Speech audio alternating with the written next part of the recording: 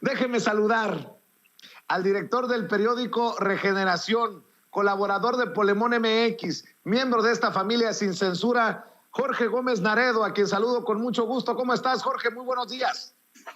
Hola, muy buenos días, querido Vicente. Estoy muy contento de estar aquí contigo y con todo tu auditorio. Oye, pues la guerra sucia, todo lo que da, literalmente la guerra sucia, escándalo tras escándalo. Creo que hemos chocado de frente, y lo decía en una mesa de diálogo, creo que ayer, Jorge, hemos chocado de frente con lo que hemos advertido por mucho tiempo ya, estos intentos de golpe blando contra el gobierno del presidente Andrés Manuel López Obrador. Guerra sucia, golpe blando, guerra híbrida, como le quieras poner, mi querido Jorge.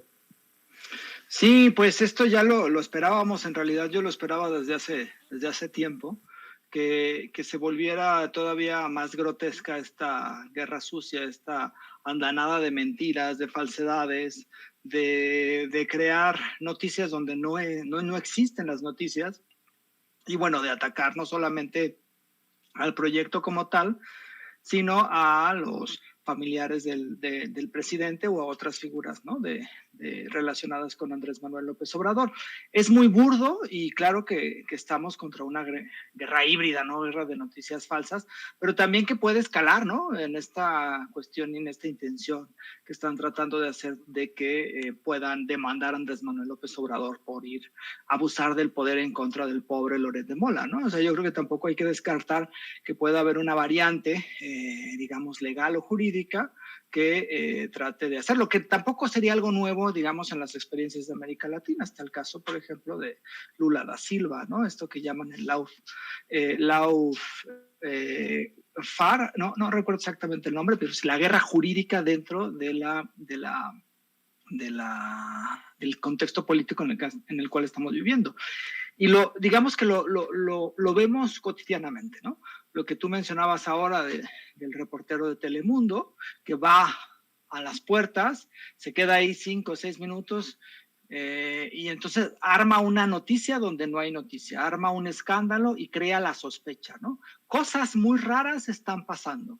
Entonces, o sea, pero no hay ninguna certeza, no hay absolutamente nada, ¿no? Más allá, además del evidente racismo y la discriminación hacia los mexicanos o hacia las personas de origen latino, y sí, es absurdo, ¿no? O sea, algo ahí queda en la gente, ¿no? Repetido y por supuesto con todos los bots y las campañas que se hacen desde redes sociales, pues esta idea, ¿no? O sea, la sospecha de que hay algo raro, de que algo muy extraño está sucediendo en un caso en donde ni siquiera hay noticia, es decir, donde ni siquiera hay un interés o debiera haber un interés público. Las cartas, especialmente la de Caroline Adams, deja abajo y echa abajo todas las, digamos, especulaciones, sospechas que se hicieron del primer reportaje, entre comillas, que sacaron latinos y mexicanos contra la corrupción. Es decir, este supuesto conflicto de interés, que era donde supuestamente existía el delito y donde supuestamente existía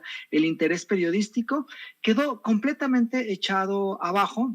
Venía desde hace un tiempo, ¿no? Porque el reportaje es muy malo, pero con esta aclaración de Adams, que no la tenía que dar, porque no había ninguna prueba de posible tráfico de influencias y muchísimo menos de conflicto de interés y muchísimo menos de tráfico de influencias. Entonces, pues queda abajo todas las especulaciones que hizo Carmen Aristegui, quedan abajo y echadas, tiradas, ¿no? Las especulaciones también que hizo Penilei Ramírez, las especulaciones que hizo Reforma, ¿no? Con esta cuestión. Por ejemplo, lo de Reforma me parece absurdo, ¿no? El domingo saca sus 8 columnas diciendo que Pemex le ha dado recursos a Baker Hughes, cuando el miércoles el mismo Pemex había dicho que habían subido los recursos a Baker Hughes como a muchísimas otras empresas petroleras, ¿no? Entonces es tratar de esta cuestión de la sospecha, de esta cuestión de que algo está mal, cuando en realidad José Ramón no es funcionario público, no es tampoco una figura política, es el hijo de un presidente. Sí, es normal que haya interés en la familia de quien dirige a un país, pero no hay en ningún momento hay una sospecha de tráfico de influencias o de conflicto de interés. Entonces, todo lo que se ha armado ahí es parte de esta campaña de guerra sucia. Y ahora, la respuesta de Andrés Manuel, que puede a algunos no gustar, a algunos no les gustó y se respeta su opinión, de dar a conocer con información que tiene él, que se le hicieron llegar, él menciona, el sueldo de Loret de Mola, pues me parece que es un debate muy importante que se debe realizar en el país, ¿no? Es decir, debemos transparentar, o más bien los medios deben transparentar sus recursos, de dónde vienen, de dónde vienen, hacia dónde van, deben hacer públicos sus posibles conflictos de interés, y si el recurso público que se le da, por ejemplo, a Latinos, o el recurso público que se le da a W Radio, o a Televisa, o al Universal, ese recurso al final debe de ser, digamos, transparente, es decir, no solamente cuánto se le da, sino cómo lo invierten. Porque muchas veces dicen, es que Loret no es funcionario, es que Loret no recibe recursos públicos. A ver, ¿cuánto del recurso que le dio Televisa, cuánto del recurso que le dio el Universal y de los recursos que le dio Latinos viene de recursos públicos? ¿Cuánto proviene, por ejemplo, del gobierno de Tamaulipas? ¿Cuánto del gobierno de Michoacán? ¿Cuánto del Partido Verde, no? Es decir, es parte de esa discusión y me parece que esa discusión se debe de dar y debe haber un debate acerca de ello, porque al final la información es un bien público y todos dicen que el periodismo es importantísimo para la democracia y que la función de los periodistas es esencial. Y sí, es importantísima porque manejan un bien público y me parece que los medios como empresas que manejan ese bien público, pues deben de transparentarse, que se hable de ese debate y no que se hable de lo que se está hablando y de esta degeneración de todos somos Loret, ¿no? Es indigno que hubiera... O sea, plantearse ese todos somos Loret es indigno. O sea, yo no sé cómo a muchos periodistas, porque muchos incluso lo pusieron, se atrevieron a ponerlo, ¿no? Loret es un impresentable y es el impresentable, digamos. Y déjame rescatar la parte final de la mañanera, porque vi a un presidente muy, no sé si hasta conmovido, cuando dice que siempre lo han espiado a él y a sus hijos desde que eran niños.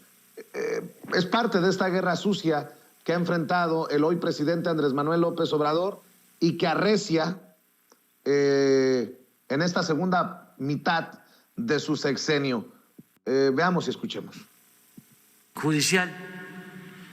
Acerca de lo de mis hijos, yo tengo la ventaja, si se puede decir así, de que hemos sido espiados durante muchos años, desde que ellos estaban pequeñitos.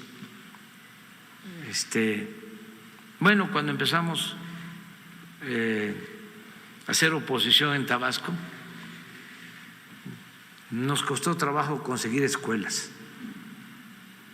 para que los inscribieran. Ya se pueden imaginar las que hemos pasado. Ellos saben de que desde niños hemos tenido carros de vigilancia enfrente de nuestra casa. Ellos han visto cómo cuando el movimiento en defensa del petróleo, allá por 1995,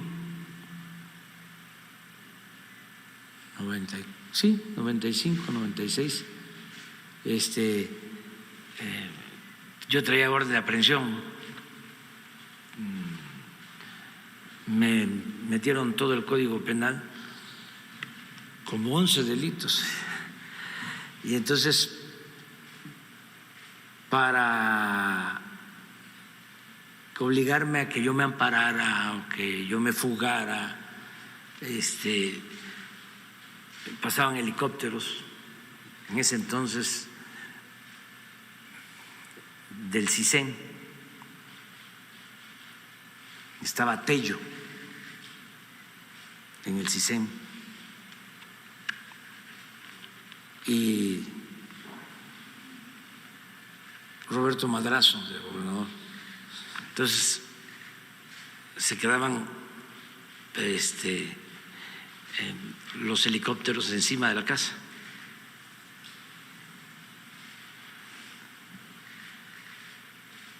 Le agradezco mucho a Lourdes Galaz, una periodista, y a Carmen Lira, que los fueron a buscar.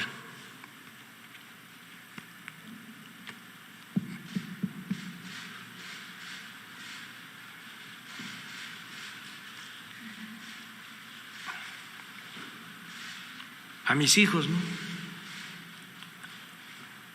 Entonces, ya ellos saben qué es esto. Me da mucho orgullo que resistan. Y se han portado bien, aunque saben de que una cosa es lo familiar y otra cosa es el servicio público. Lo saben perfectamente. Mientras yo he sido dirigente, ellos no han ocupado un cargo, porque ese es el acuerdo que tenemos.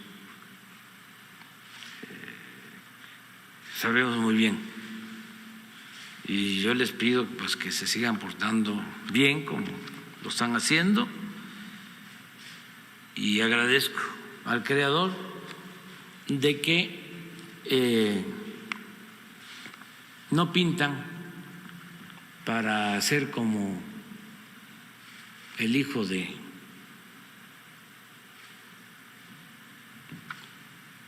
José María Morelos.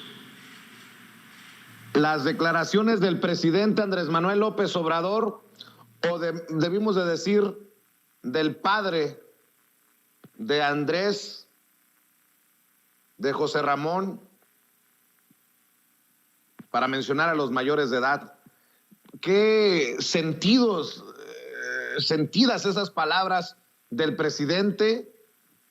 Creo que dejó salir un lado ahí muy humano, como tal vez no lo habíamos visto, Jorge Gómez Naredo, sobre este caso. Y bueno, también decir que todos los caminos llevan a Madrazo. Madrazo en ese entonces y Madrazo detrás de Latinus, el de Loret de Mola.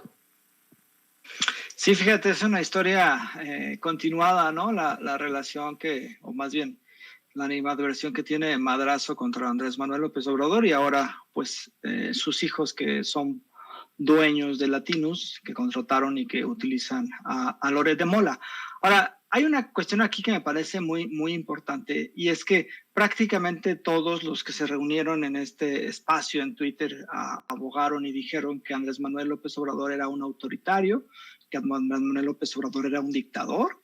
Incluso Loret de Mola, ¿no? Lo dijo, es aprendiz de dictador, y crearon esta victimización para Loret de Mola, utilizando también, hay una cosa muy interesante, utilizando ruinmente la violencia que existe contra los periodistas, ¿no?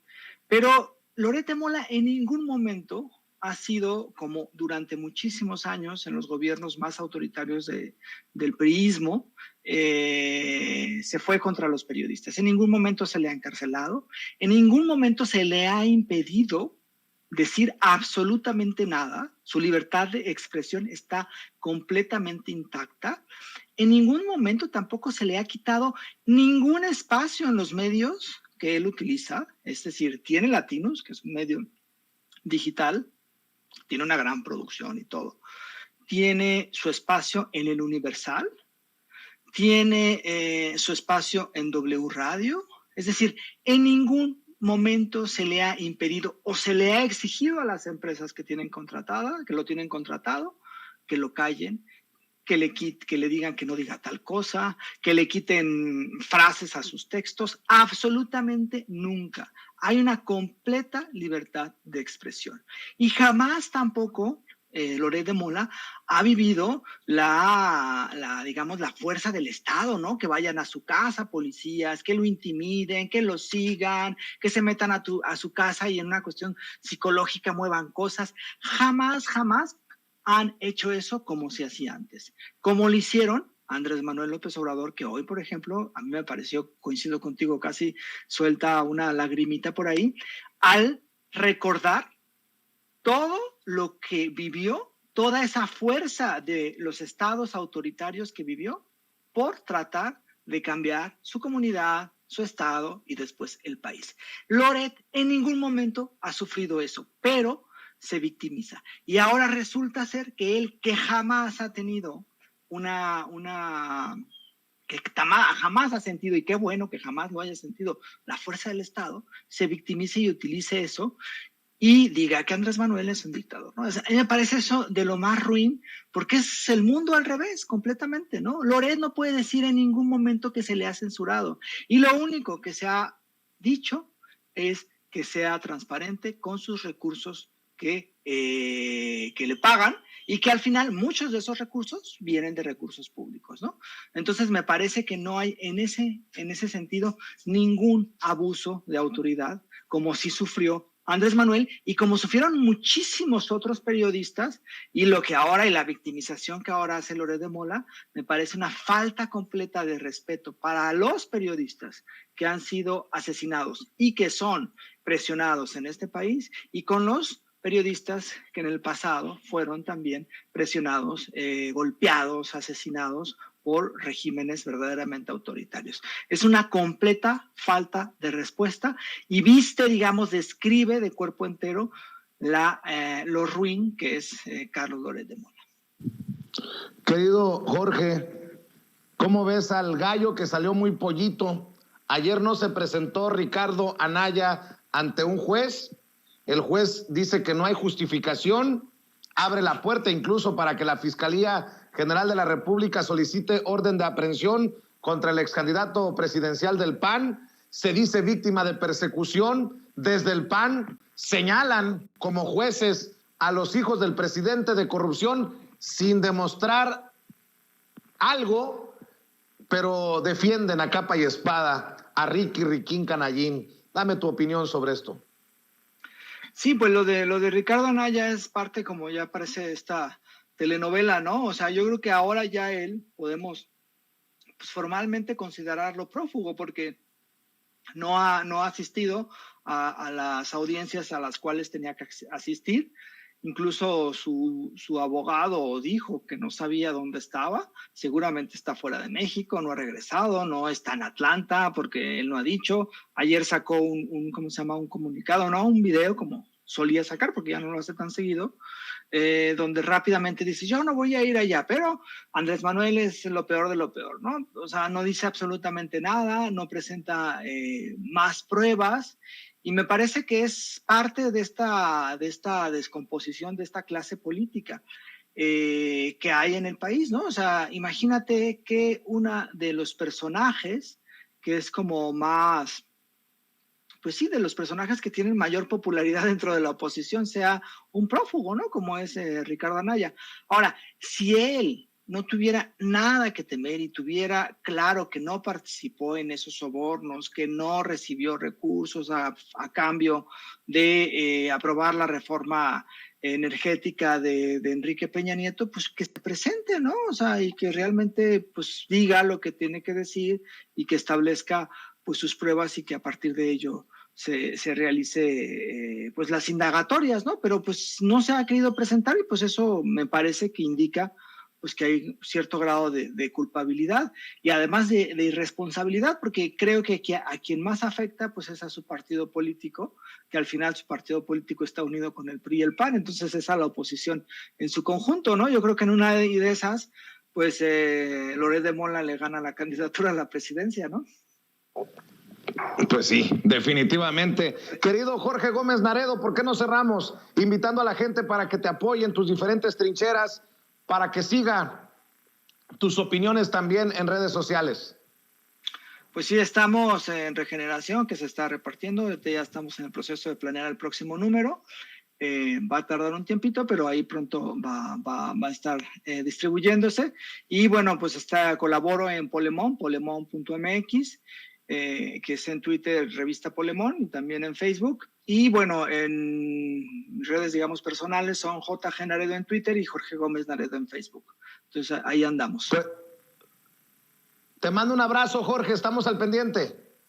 Igualmente, querido Vicente, un abrazo a ti, a Ceci, a todos los que hacen posible Sin Censura y al auditorio un verdadero y fuerte abrazo. Gracias, es Jorge Gómez Naredo hablando con nosotros sin censura.